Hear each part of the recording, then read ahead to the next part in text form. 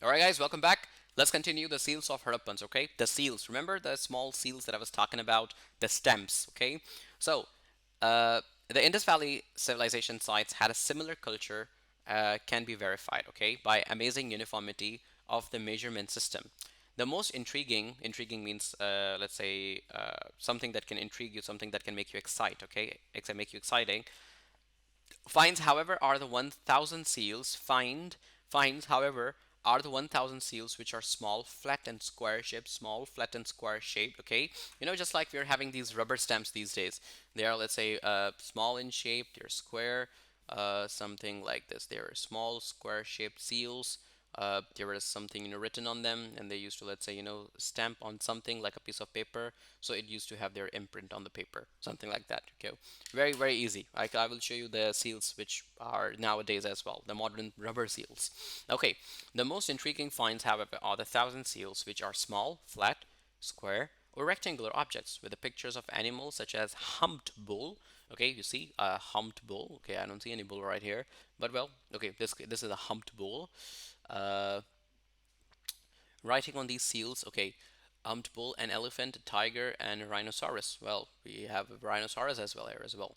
So the inscriptions on or writings on these seals has not been deciphered so far. Means they have not been converted. Now, for example, they mean that whatever the writing is here on these seals, whatever the images are here on these seals, so they are not like 100% deciphered or translated or converted into today's modern day language, that one can have an idea that for what exact purpose that particular seal is used for. Okay, and then these seals are similar to those found in Sumer. Sumer, we're talking about the Sumerian culture and the people of Sumeria, traded with the Indus Valley people. Oh, okay, that's something really good. So actually, these seals are telling us over here that some of the seals which were also found in the Sumerian times, that they used to trade with the Indus Valley people as well. They used to have some business, relationships. So because yeah, they both were over there in the same time being. All right. Okay. So, yeah. So the picture. So this picture refers to the statue was found at the Mohenjo-daro. It may be of that priest, of a priest. It may be of a priest. Okay. It can be a priest. So and then figure 3.5. Talking about these figures, examples of Indus Valley people, Indus Valley scripts and seals showing animals and idols. So there, it looks like an idol. Again, we have an idol. There's a bull. If you can zoom in this picture, and we have a lot of things are happening over here actually. So now let's get to another page. So John Kay, again the same British historian, says that what is amazing is the similarity in the several hundred Harappan sites discovered after 1947 by Indus Valley archaeologists, who say our overwhelming impression is of culture uniformity. Like they're getting Mr. John Kay is saying that even several hundred years Harappan sites, several hundred Harappan sites, not years, several hundred Harappan sites were discovered by the year of 1947. 1947, does that rings any bell? Yes, exactly, the independence of Pakistan. So by Indus Valley archaeologists, okay, so who say that our overwhelming impression of is of a culture uniformity, both both throughout the several centuries during which the Harappan civilization flourished over the vast area it's occupied. So here they're saying the culture uniformity. Uniformity means same. That how their cultures used to, let's say, match with each other, and how these things were similar, and how this Harappan civilization actually, lived there, had advancements, was a successful civilization of its own time, and that's why they use the word flourished. Okay, and through a large, last, a large, vast area was occupied by them as well. So, moving further, it says here that the presence of the bull on the seals tell us that the Indus people were agriculturists, and was also a sign of one of their gods. So, talking about the religion, okay, the religion of the Indus Valley people, based on my research, okay, I could be wrong as well. You can, let's say, go and research on your own as well, that what exactly was their religion. Okay, why not do take this as a homework and tell me in the classroom that what exactly was the religion of the Indus Valley civilization people, the people of Mohenjo-daro, and the people from the Harappa civilization as well. What was their exact religion? Because what I've studied, it's still not undiscovered that what was exactly their religion. Though they had a goddess, they had a god as well, but yet it's still a little bit, let's say, there's a lot of ambiguity in that. So the presence of the bull, they're saying, in the seals where their bulls were there, there this tapas, these stems. So the bulls were there, so that represents. Actually, the archaeologists understood that because they are using a bull figure in these stamps, so that actually means that these these bulls are actually showing could be that the Indus Valley people are agriculturists by their profession, and also it's one of their gods. So they worship many gods and goddesses, and commercial activity was a good source of income. Okay, 2 points here. Here there are 2 points. They used to worship a lot of gods and goddesses, and commercial activity. Commercial activity, let's say, trading, buying and selling of goods, agriculture, building houses and different things was their source of income. Source of income. That's how they used to earn their jobs in simple language. The symbol of the unicorn may have been used for the rich class people. Okay, so some of these, let's say, seals for having a face of unicorn. The ones who don't know what is a unicorn, it's an imaginary animal, imaginary horsey. I can say unicorn. Okay. Oh yeah, see, it's kind of like a small horse pony, which is an imaginary animal, right? They even had this. It usually has a cone on its head. So whoever the people in their time were having these, let's say, small unicorns and the seals. So they thought that, okay, that shows that they are rich people, rich class people. Well, you see, everyone was having their own ideology that how the things were evolving and things like that. So guys, let's end this by reading out the last topic. So the end of the Indus Valley Civilization. The civilized people of the Indus Valley seem to have a decreased in population around the second millennium. Millennium means 1,000 years, the passage of 1,000 year. Various reasons are given for the decline, such as drying up the Indus Basin, due to the change in the river course and decrease in the summer monsoon. Of course, this is obvious reason. Take an example. Take an example that why do we always say that there is always a drought? Drought means, like, always a dry, no water resource area in Thar, in Sindh, in the Thar desert.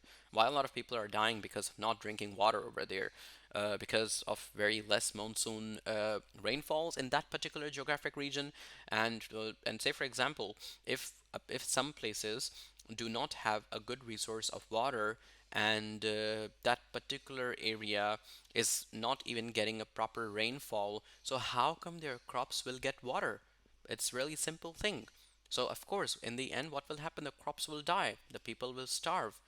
Nowadays, of course, this is not this is not possible. Let's say, unfortunate, God forbid, if the crops are dying. Yeah, the company, the country, not company, sorry, the country can suffer with economic situations. We would not be having enough agriculture to export and to earn money as well and to feed our people.